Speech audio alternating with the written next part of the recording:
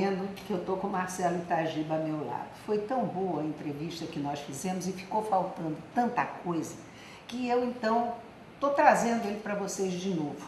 São muitos assuntos polêmicos e atuais que nós estamos querendo novamente rever. E não sei até onde ele poderia, como deputado, interferir nisso, mas ele, com certeza, como ex-secretário de Segurança e como, qual é o teu cargo na Polícia Federal? Delegado de Polícia Federal. Delegado de Polícia, não errei não.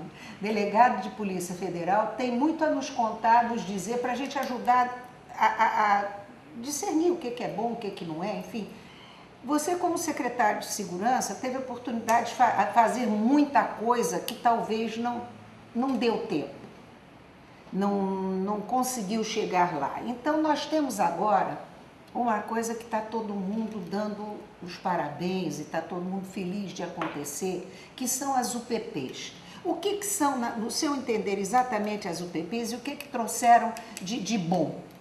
Olha, as unidades de polícia pacificadora já começam, ao meu ver, com um nome equivocado, né? Porque ninguém vai pacificar comunidade.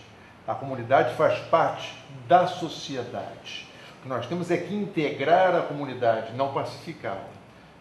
Nós temos que combater o crime, nós temos que combater os bandidos.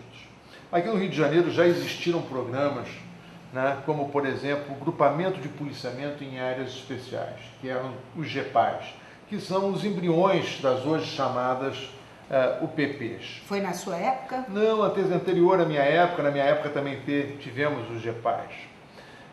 Mas são conceitos que não são novos, são conceitos que já existiam. A UPP tem um grande marketing por trás dela e o apoio de uma grande parcela da sociedade. E eu acho que é importante você ter policiamento em todas as áreas do Estado do Rio de Janeiro.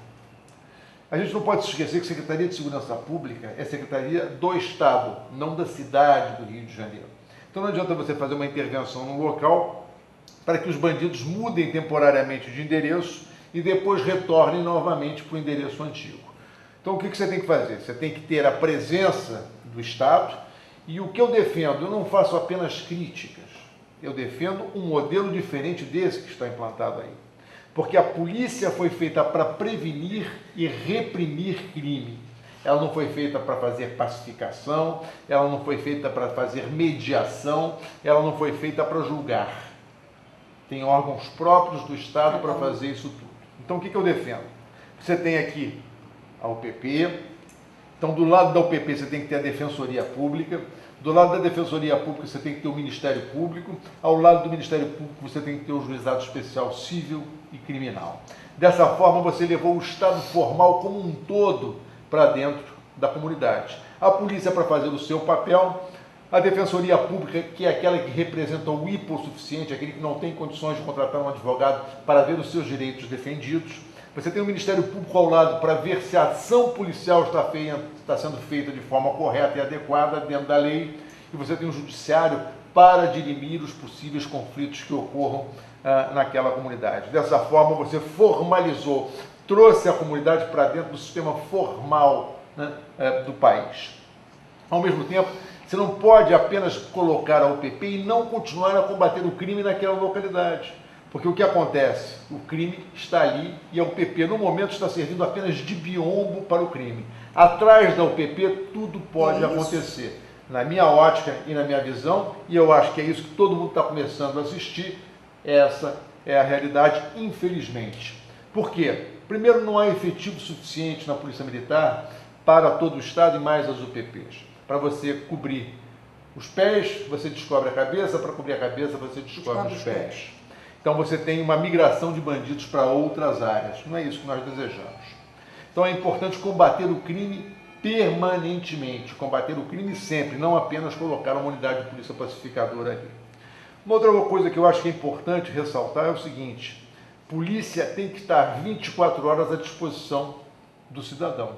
E quando você tem isso, você tem escalas. Quando você tem escalas, você reduz aquele número por um X de pessoas durante aquela escala de 24 horas. E ninguém consegue trabalhar 24 horas. Não. Então nós vamos mudar a forma de atuar da polícia.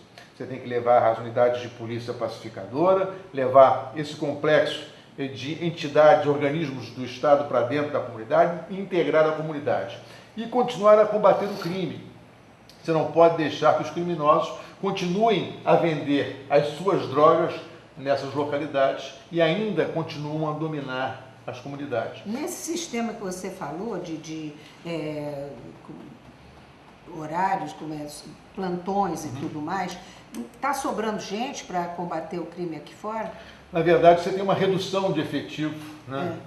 Porque eu acho que as UPPs, em função de um processo político, infelizmente, né, abraçaram mais do que podiam. Né?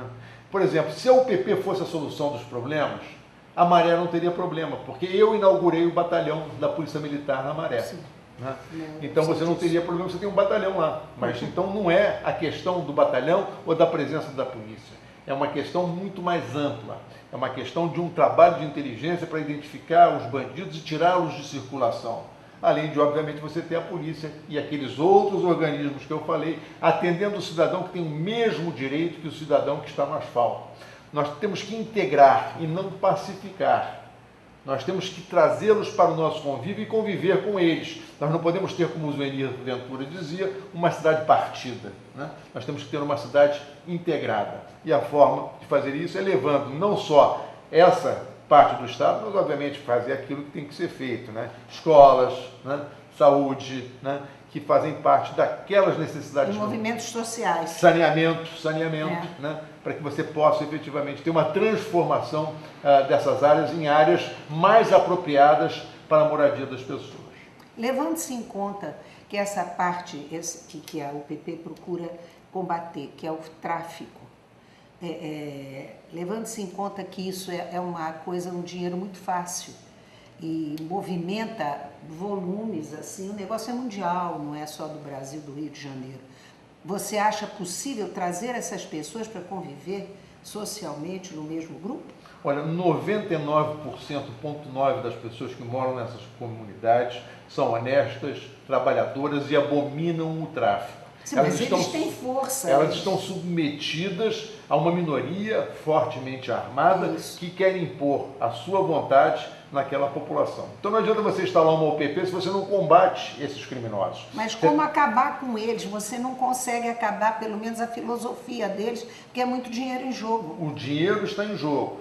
A corrupção existe, mas você precisa tirar o bandido de circulação. Você tem que aprender as armas, você tem que prender pessoas para mostrar que o Estado é capaz de fazer esse enfrentamento. Porque não adianta você fazer policiamento sem enfrentamento. As pessoas querem fazer omelete sem quebrar os ovos.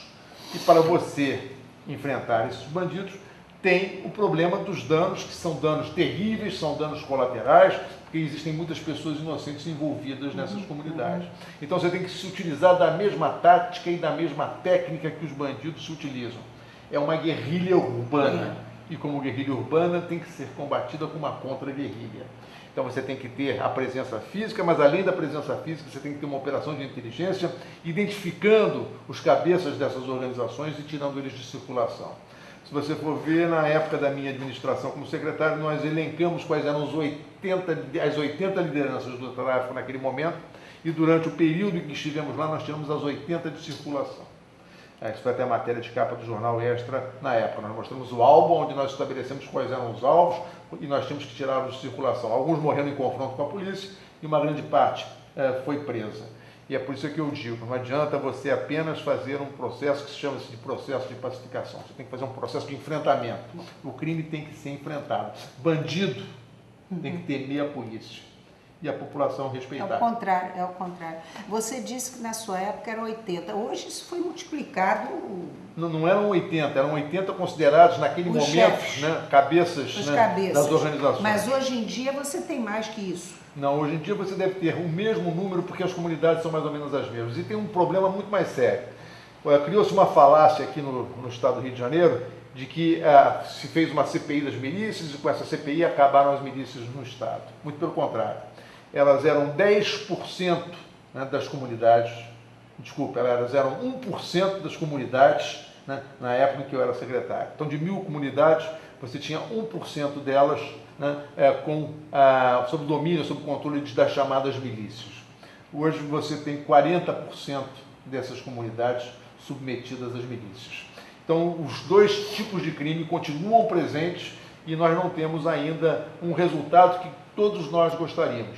Existe muita propaganda a favor das UPPs, porque ninguém é contra um projeto, né, que tem por objetivo levar segurança ao cidadão. Lógico. O que nós não podemos admitir é que esse projeto seja construído muitas vezes com fatos que não são verdadeiros. E basta você andar nas ruas, perguntar para as pessoas. No outro dia se você se lembra muito bem, a TV Globo estava entrevistando uma senhora ali na Central do Brasil, em frente à Secretaria de Segurança Pública, né? A pessoa falando sobre segurança e arrancaram-lhe o cordão. Isso é o quê? É falta de policiamento na rua, é falta de policiamento ostensivo. É o que eu disse. Baixada Fluminense, o interior do estado, estão entregues à criminalidade. Hoje a cidade de Macaé tem um tráfico fortíssimo. E ela está no auge do seu desenvolvimento, né? E do seu subdesenvolvimento também, porque o tráfico tomou conta da cidade de Macaé, por exemplo. Hoje, nas comunidades de Macaé, você tem comandos fortíssimos, fortemente armados.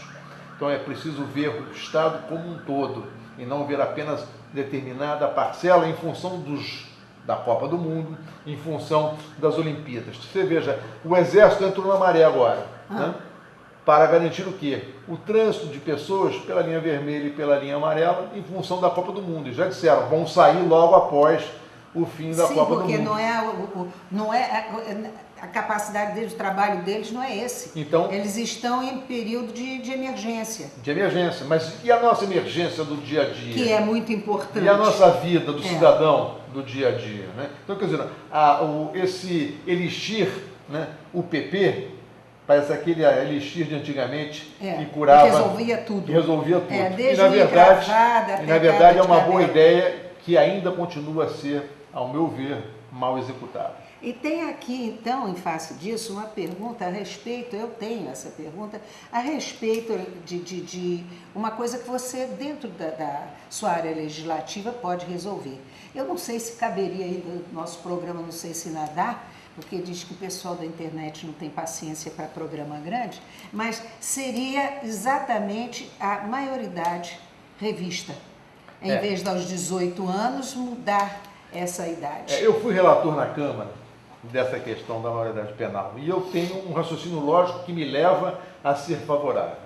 Se você imaginar que no início do século passado, né, o Código Civil estabelecia que a maioridade se dava aos 21 anos, né, e aos 18 você poderia ser emancipado, e que depois, 30 anos depois, né, na década de 40, o Código Penal, não o civil, penal, aquele para responsabilizar criminalmente, estabeleceu que a maioridade era 18, nós vimos que houve uma progressão. Houve uma mudança que caiu, que justamente acabou dando nesse resultado. E aí, posteriormente, você tem o Código de 69, penal, que não entrou em vigor, que reduziu para 16, mas não entrou em vigor esse código. Mas já está escrito lá. Nesse código que não entrou em vigor, então morreu essa ideia. Mas aí depois você tem um novo Código Civil, né? E nesse novo Código Civil baixou a maioridade de 21 para 18, dizendo que aos 16 você pode ser emancipado. O jovem de 16 anos tem o direito de escolher os seus representantes, tem direito ao voto. Isso quer dizer o quê? Que ele tem discernimento para escolher quem vai governá-lo. Se ele tem discernimento para isso, ele tem discernimento para entender que pegar uma arma e dar um tiro numa pessoa é crime. E para aquele crime existe uma reprimenda. Então eu trabalho com essa questão. Com 16, eu acho que ele tem mais do que suficiente discernimento para ser apenado de acordo com a lei penal. O jovem do século XXI, né, com a internet, com a televisão, não é o mesmo jovem do início do século passado, né, que não conhecia e não sabia das coisas. É um jovem integrado no mundo e sabe das suas responsabilidades. Quem sabe das suas responsabilidades deve ser punido de acordo com a lei. E é por isso que eu defendi, no meu relatório, a redução da maioridade para 16 anos. Mas aí caberia falar mais a quem interessa que isso não aconteça. E essas coisinhas que o meu diretor já mostrou que nós estamos no tempo.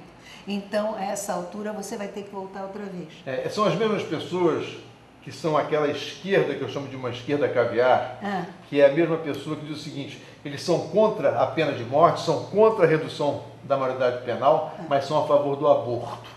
E aí me lembra uma frase do Ronald Reagan que dizia o seguinte: todos aqueles que são a favor do aborto já nasceram. Poxa, meu Deus do céu, isso daí é perfeito. É perfeito, não fora Ronald Reagan aquariano. Deixa eu puxar para o meu lado. Olha, muito obrigada mais uma vez por sua paciência, por aguentar as perguntinhas aqui da sua amiga. E eu espero contar com você, se Deus quiser, em breve. Com de certeza, volta. sempre. Tá bom? Sempre. Agora, nós vamos dar um abraço.